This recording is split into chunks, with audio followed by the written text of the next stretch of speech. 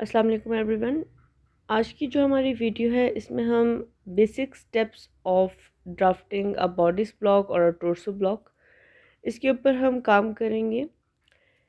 काफ़ी स्टूडेंट्स हैं जो बुक्स को या नोट्स को देख के ये चीज़ फॉलो अप कर लेते हैं कि हमने कौन सी लाइन पहले लगाई, कहाँ पे कितने सेंटीमीटर्स की, हमने किस चीज़ के लिए लाइन ऐड की। लेकिन जब बात आती है ख़ुद से ड्राफ्ट करने की किसी स्टैंडर्ड साइज़ के ऊपर या किसी भी कस्टमाइज्ड साइज़ के ऊपर विदाउट एनी नोट्स, तो उस टाइम में काफ़ी स्टूडेंट्स को कन्फ्यूजन भी हो रही होती है और ये भी चीज़ नहीं समझ आ रही होती कि हमने क्या चीज़ पहले करनी है। अब सबको ये पॉइंट तो क्लियर होगा कि टोर्सो ब्लॉक बेसिकली हमारा है कौन सा पार्ट। मैं यहाँ पे आपको मार्क करके दिखा देती हूँ। जो हमारा नेक पॉइंट है, नेक वाला पॉइंट, ठीक है, इस नेप पॉइंट से लेके जो हमारी हिप लाइन है यहाँ तक हमारा टोर्सो ब्लॉक आ रहा है। इसके बाद आपने इससे नीचे जितनी मर्ज़ी लेंथ रखनी है आप उसकी लेंथ रख सकते हो, ठीक है, कि आप उसे नी पॉइंट तक कर रहे हो या ब्लो नी कर रहे हो या मिड थाई तक ख़त्म कर रहे हो या वेस्ट लाइन तक ख़त्म कर रहे हो। तो वो अगर जो वेस्ट लाइन तक चीज़ आएगी वो हमारा बॉडीज ब्लॉक हो जाएगा। जो उसके बाद वेस्ट टू हिप मेजरमेंट आएगी वो हमारा टोर्सो ब्लॉक हो जाएगा, ठीक है, जो नॉर्मल हमारी शर्ट का पॉइंट होता है जिसे मैंने सर्कल कर दिया।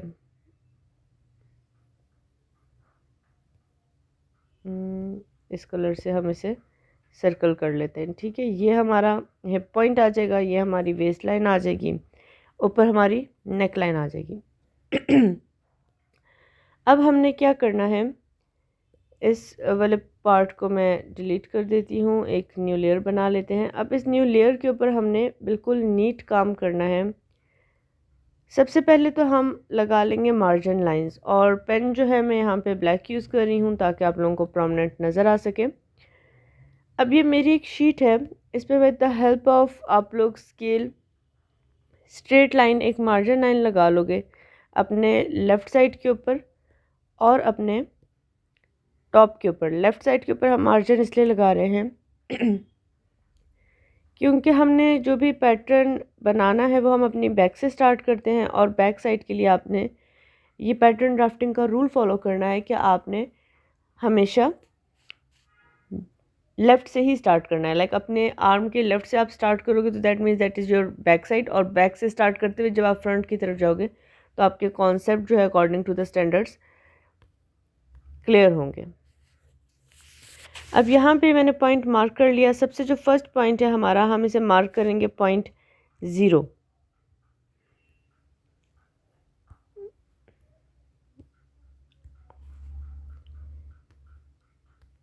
ये हमारा पॉइंट 0 है, ये हमारा पैटर्न का स्टार्टिंग पॉइंट है। यहाँ से हमने कोई सा भी पैटर्न जो है वो स्टार्ट करना है, ठीक है। अब सबसे पहले हमने लेंथ वाइज मेजरमेंट्स देखनी है। लेंथ वाइज मेजरमेंट्स में हमारे पास क्या है, हमारे पास लेंथ में नेप है।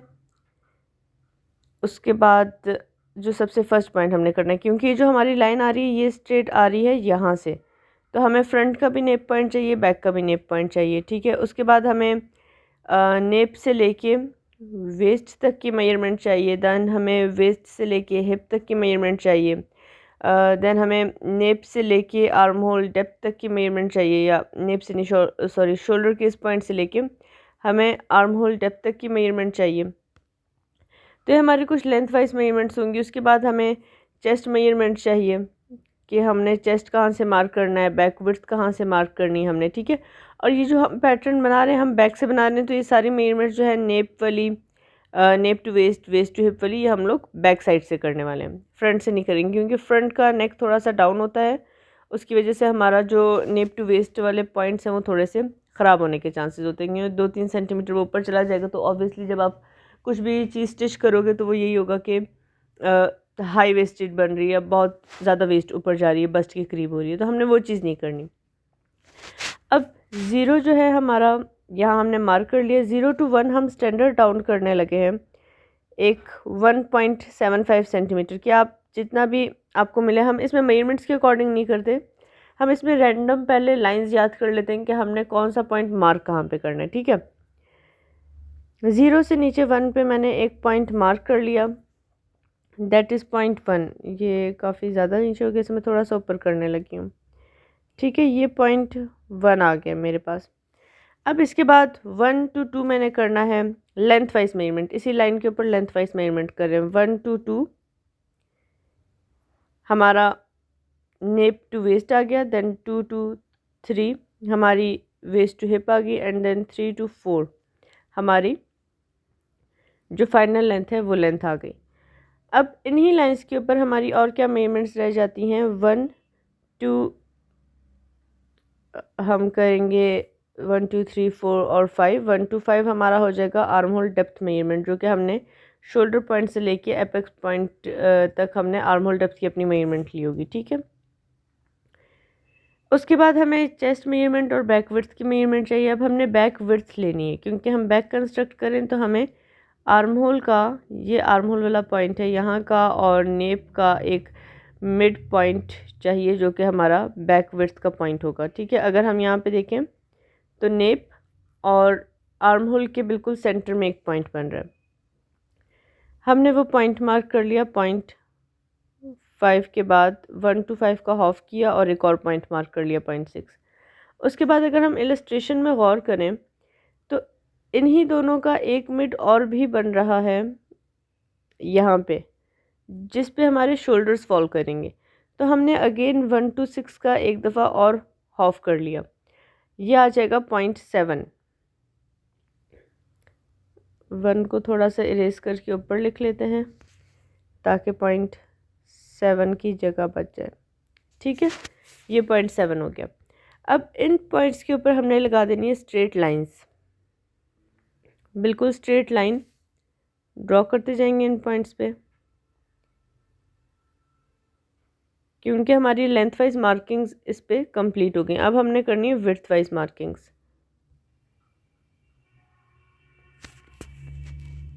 और रूलर को ऑफ कर दिया। ठीक है, अब हमने क्या करना है, हमारी विड्थ वाइज मार्किंग में सबसे पहली जो मार्किंग आएगी वो हमारी बैक विड्थ की आएगी। अब बैक विड्थ हम कहाँ से ले सकते हैं, आप 0.6 से ले लो या 0.5 से ले लो। ठीक है, 0.5 है हमारी बस्ट लाइन, इस पे हम बस्ट लाइन मेंशन कर लेते हैं। ये हमारी वेस्ट है और ये हमारी हिप लाइन है। ठीक है, अब हमने बैक विड्थ का हाफ लेना है, ये हमारी फुल बैक विड्थ की मेजरमेंट है। ये जो सेंटर लाइन जा रही है, हमने यहाँ से जो हाफ मेजरमेंट है इतनी, हमने वो पार्ट मेजर करके यहाँ पे ऐड करना है। तो वो जितना भी पार्ट आ रहा होगा हमने वहाँ पे एक पॉइंट मार्क कर लिया, उस पॉइंट को ही हमने स्ट्रेट ऊपर तक जो है लाइन में एक्सटेंड कर देना है। एक्सटेंड इसलिए करें क्योंकि इसी पॉइंट्स के ऊपर हमारी जो है आर्म होल की भी मार्किंग आनी है। यहाँ से ही हमारे आगे बस तक की भी लाइन जाएगी, आर्म होल का कर्व कंप्लीट इसी पॉइंट के ऊपर बनना है। ठीक है, तो इसलिए हमारे लिए बैक विड्थ लेना ज़रूरी है। अब हमने जो न्यू बैक विड्थ की लाइन बनाई है, इसके ऊपर हम दो और पॉइंट्स मार्क कर लेते हैं, नेम दे देते हैं बेसिकली ना। ये 0.8 आ जाएगा, देन ये 9 आ गया और ये 0.10 आ गया। ठीक है, अब दूर से पैटर्न को देखो तो ये कुछ इस फॉर्म में अभी तक हो चुका है। इसके बाद हमने करना है 10 to 11। 10 से थोड़ा सा ऊपर करेंगे 0.11, आप 2 सेंटीमीटर्स ऊपर कर सकते हो, 2.5 सेंटीमीटर्स ऊपर कर सकते हो। 11 हम इसलिए 2 सेंटीमीटर से ऊपर कर रहे हैं ताकि हमारे शोल्डर जो है वो बहुत ज़्यादा स्लांटेड ना जाए, थोड़ा सा अपने लेवल पे रहें। वरना अगर शोल्डर हम यहाँ से बहुत डाउन करेंगे तो उससे क्या होगा कि हमारा जो नेक के पास से कपड़ा है वो एक्स्ट्रा ऊपर उठना शुरू हो जाएगा। तो दैट मीन्स कि हमारी मेजरमेंट्स में कहीं पे कोई प्रॉब्लम है। अब 11 हो गया, हमारे पास बैक विड्थ आ गई, हमारे पास वर्टिकल सारी मेजरमेंट्स आ गई। अब हमने मार्किंग करनी है शोल्डर पॉइंट की। शोल्डर पॉइंट मार्क करने के लिए हमें ये देखना है कि अगर हम यहाँ से लेके इस पॉइंट तक शोल्डर मार्क कर रहे हैं तो इसके बीच में हमारी ये 0 से लेके यहाँ तक की भी तो मेजरमेंट चाहिए हमें।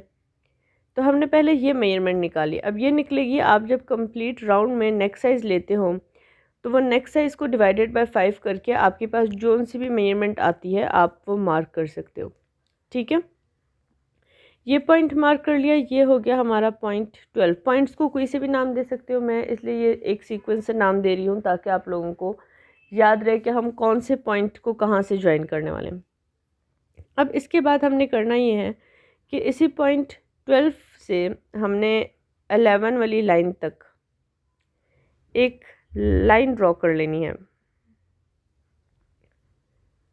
वो लाइन आएगी हमारी इस तरह से डायगोनल, थोड़ी सी स्लैंटेड लाइन आएगी और वो लगानी हमने ऐसे कि अगर 13 सेंटीमीटर आया तो हम पॉइंट 12 पे रखेंगे स्केल को, और 13 तक जो भी हमारा जिस पॉइंट पे भी ये कंप्लीट होगा हमने उस डायरेक्शन में स्केल को मूव करके एक स्ट्रेट लाइन ड्रॉ कर लेनी है। ठीक है, उसके लिए ज़रूरी नहीं है कि वो 11 पे ही टच कर रहा है या 11 से थोड़ा आगे पीछे जा रहा है, वो वेरी कर सकते हैं।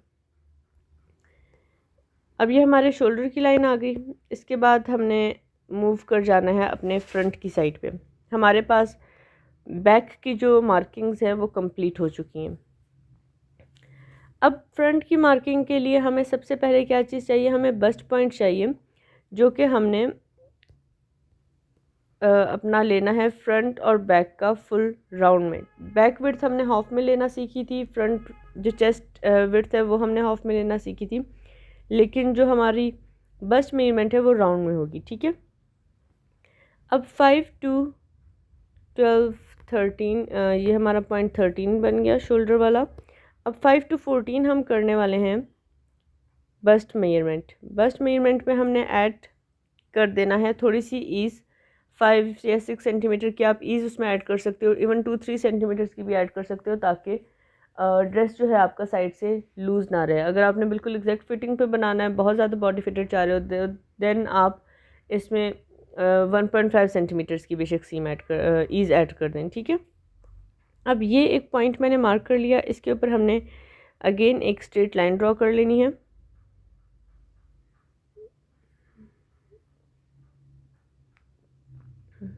थोड़ा सा साइड पे हो गई लाइन, यहाँ पे ड्रॉ कर लेते हैं ताकि विड्थ जो है हमारी वो बनते हुए कम ना हो जाए। और with the help of eraser मैं इस पॉइंट को इरेज कर लेती हूँ ताकि कोई कंफ्यूजन ना हो आप लोगों को पैटर्न में। ठीक है, ओके। सो नाउ ये हमने पॉइंट ले लिया 14, फुल बस्ट की मेजरमेंट जो थी उसे डिवाइडेड बाय 2 किया और उसमें हमने ईज़ ऐड कर दी। डिवाइडेड बाय 2 इसलिए क्योंकि हम लोग हाफ फ्रंट और हाफ बैक पे काम करें, फुल पे काम नहीं करें। अब इससे ऊपर जो पॉइंट्स हैं हमने सिर्फ उन्हें कोई भी नेम दे देना है। इससे ऊपर हमारा एक पॉइंट आ जाएगा ऊपर और नीचे, पहले नीचे के कर लेते हैं वेस्ट लाइन वाले, पॉइंट 15, पॉइंट 16 और फिर सबसे ऊपर वाला हमने पॉइंट करना है पॉइंट 17। जो ये दो मार्किंग्स बीच में आ रही हैं इसकी ज़रूरत हमें नहीं है क्योंकि ये हमारा बैक के शोल्डर्स के हिसाब की बनी हुई है, तो हम इसे यहाँ से इरेज कर देते हैं ताकि हमें इस पार्ट में भी कोई कंफ्यूजन ना हो।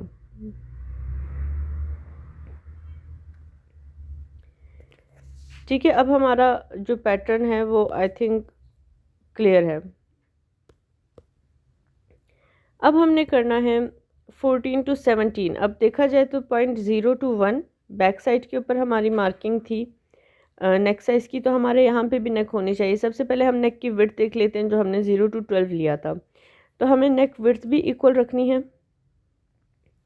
जितनी बैक की रखी थी उतनी फ्रंट की रखेंगे, like full neck size divided by 5, उतना ही हम इसकी डेप्थ रख देंगे। ठीक है, सेम हमारे पास दो पॉइंट्स आ गए और अब इसके बाद कर्विंग हम इसको बाद में कर लेते हैं, लेकिन हम जो पहले बाकी मेजरमेंट जैसे हमने बैक की थी हम वो मेजरमेंट करने वाले हैं।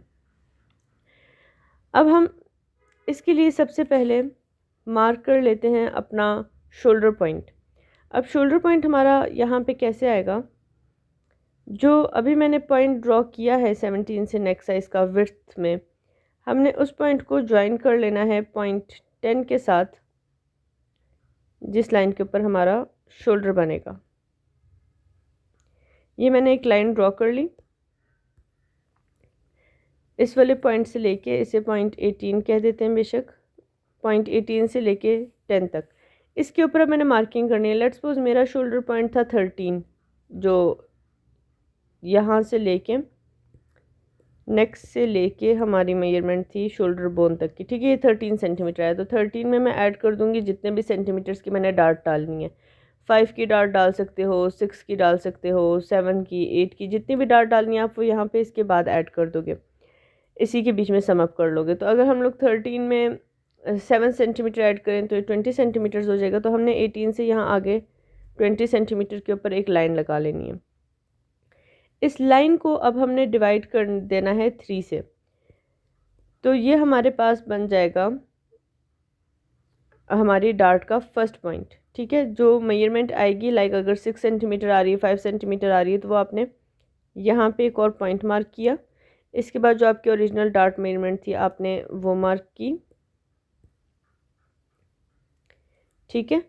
अब हमने जो मार्किंग करनी वो हमारे बस्ट पॉइंट पे, जो एपेक्स पॉइंट है जहाँ पे डार्ट ने क्लोज होना है, वो उन पॉइंट्स की होंगी। उसके लिए हमें सबसे पहले क्या चीज़ चाहिए, हमें चेस्ट पॉइंट चाहिए। चेस्ट पॉइंट हमारा कौन सा है, आर्म होल मिड से लेके आर्म होल मिड तक का जो डिस्टेंस आता है वो हमारा चेस्ट पॉइंट कहलाता है, ठीक है। तो हमारे पास चेस्ट पॉइंट ऑलरेडी हमने नोट किया हुआ होगा, हमने उसमें सिर्फ ये जो डार्ट हमने ऐड की है इसका हाफ ऐड कर लेना। अगर हमने 7 सेंटीमीटर की डार्ट ऐड की है तो इसका हाफ हमारे पास बन जाएगा 3.5 सेंटीमीटर्स। तो हमने चेस्ट अगर हमारा 30 आ रहा है तो 30 का हाफ करेंगे, क्योंकि हम हाफ साइज़ पैटर्न पे काम कर रहे हैं। उसका हाफ 15 हो जाएगा। 15 के हाफ में आप ये जितना भी डार्ट का आ रहा है वो ऐड कर लोगे। वो ऐड करके आपने पॉइंट 14 से एक और पॉइंट ऐड कर देना है। यहाँ पे बस्ट लाइन का मैं ये इरेज कर रही हूँ ताकि जब अभी हमारे पॉइंट्स बने तो ये बीच में मेस्ड अप ना हो, ठीक है। लेकिन ये आप लोगों को लाइन याद रखनी है। मैं छोटी सी करके ये यहाँ पे नीचे लिख देती हूँ ताकि क्लियर रहे कि ये हमारी बस्ट लाइन है। अब ये हमारा पॉइंट जो सा भी चल रहा है हम इसे 20 कर देते हैं, नहीं 18 के बाद हम इसे 19 कर देते हैं और इसे हम पॉइंट 20 कर देते हैं। डार्ट्स के पॉइंट्स को नाम देने तो डार्ट के पॉइंट को नाम दे दो बेशक। अब इस पॉइंट 20 का हमने हाफ करना है 14 से 20 का, और ये हमारा एपेक्स पॉइंट आ जाएगा, ठीक है। जो डार्ट की मार्किंग्स हैं वो हमने यहाँ एपेक्स तक ज्वाइन कर देनी है ताकि हमारी डार्ट कंप्लीट हो जाए। अब इन्हें ज्वाइन करने के लिए हमने स्केल को यहाँ से लेके इस पॉइंट तक ज्वाइन किया और एक स्ट्रेट लाइन लगा दी, और दूसरी वाली लाइन हमारी थोड़ी सी टेढ़ी लगेगी इस डायरेक्शन में, ठीक है। तो ये हमारी डार्ट जो है वो कंप्लीट हो गई है। अब हमने नेक्स्ट पॉइंट कौन सा करना है, हमें यहाँ पे तो हमें आर्म होल के कर्व के लिए पता है हमारे पास पॉइंट 9 आ चुका है, ये वाला पॉइंट। हमें फ्रंट का आर्म होल की मार्किंग चाहिए, हमें पॉइंट चाहिए चेस्ट पॉइंट की, कहाँ से हमारा जो है आर्म होल की कर्व हमने डीप करनी है। तो जो यहाँ हमने नेक पॉइंट दिया था ये वाला पॉइंट, ठीक है, यहाँ से लेके पॉइंट 14 तक हम 3 पार्ट्स में डिवाइड करेंगे। इसमें से जो ये मेजरमेंट आएगी हमारे पास वो हमने उतनी मार्किंग यहाँ पे कर लेनी है। ये पॉइंट होगा जहाँ से हमारा आर्म होल ने कर्व होके ज्वाइन करना है। अब कर्व होके ज्वाइन तो हो जाएगा। जब हमने इतनी बड़ी डार्ट दी है तो हमारे इस पॉइंट 19 से जो हमारा शोल्डर पॉइंट है उससे हमने थोड़ा सा डाउन करना होगा ताकि जब फैब्रिक वापस ऊपर मूव करे तो वो अपनी जगह पे आ जाए। तो हम इसे 2 सेंटीमीटर यहाँ डाउन कर रहे हैं और इसे with the help of curve आप रीजॉइन कर रहे हो अपने पैटर्न के साथ, ठीक है। अब हमारे पास सिर्फ चीज़ रह जाती है आर्म होल की शेपिंग और नेक्स की शेपिंग। तो आर्म होल की शेपिंग आपने कैसे करनी है, जो हमारी जहाँ पे बस्ट लाइन मैंने लिखा हुआ है यहाँ पे 8 से लेकर 20 तक जो सा भी पार्ट है उसे हमने बीच में से हाफ कर लिया। अब ये हाफ हमने इसलिए किया क्योंकि ये हमारा ये पॉइंट आ रहा है इस तरह से, आधा फ्रंट बना हुआ है आधा बैक बना हुआ है। तो हमने ये नीचे से जो जहाँ पे साइड की सिलाई लगती है, स्टिच लगता है, वहाँ पे आपने इस पॉइंट को मार्क करके अलग कर लिया, ठीक है। अब इस पॉइंट के ऊपर हमारे आर्म होल्स की शेपिंग आ जानी है। अब शेपिंग के लिए कुछ स्टैंडर्ड्स हैं कि आपने कौन से साइज़ में कितना सेंटीमीटर यहाँ से ऊपर मूव करना है। अगर आप 1.7 मूव करते हो फ्रंट से 0.20 से, तो आप बैक से 2.2 सेंटीमीटर 2.5 सेंटीमीटर इस तरह मूव करोगे। क्योंकि फ्रंट का कर्व ज़्यादा होता है तो हम ये वाले पार्ट को छोटा रखते हैं थोड़ा सा। अब ये वो पॉइंट है जहाँ पे हमारा जो लाइन है वो टच करते हुए आएगी। अब हमने एक प्यारा सा स्मूथ सा एक कर्व ड्रॉ करना है इस वाले पॉइंट से लेके, जो हमने न्यू शोल्डर लाइन लगाई थी यहाँ पे आया, इस पॉइंट को टच किया और इधर तक स्ट्रेट चला गया। ठीक है, ये हमारे आर्म होल की शेप होगी फ्रंट वाले की। बैक की हमने कहाँ से करनी है, 0.13 को 9 से पहले ज्वाइन करना है। बल्कि मैं आप लोगों को एक काम करती हूँ कि आर्म होल के जो पॉइंट्स हैं मैं आपको किसी और कलर में करके बता देती हूँ ताकि थोड़े से ज़्यादा क्लियर हो जाए। इस वाले पॉइंट से यहाँ तक ज्वाइन करना है, उसके बाद हमने ये कर्व दिया और आगे स्ट्रेट, और यहाँ पे हमने 13 से 9 को पहले ज्वाइन किया, 9 को हमने इस कर्व से टच करते हुए आगे स्ट्रेट कंटिन्यू कर लिया। ठीक है, और ये हम with the help of French curve करेंगे तो हमारी जो मार्किंग्स हैं वो अच्छी आ जाएंगी। अब हमने क्या करना है, हमने सिर्फ इसके सेंटर में जो पॉइंट मार्क किया उसकी डिवीज़न कर देनी है एग्जैक्ट, वो लाइन हमने नीचे तक ड्रॉ कर ली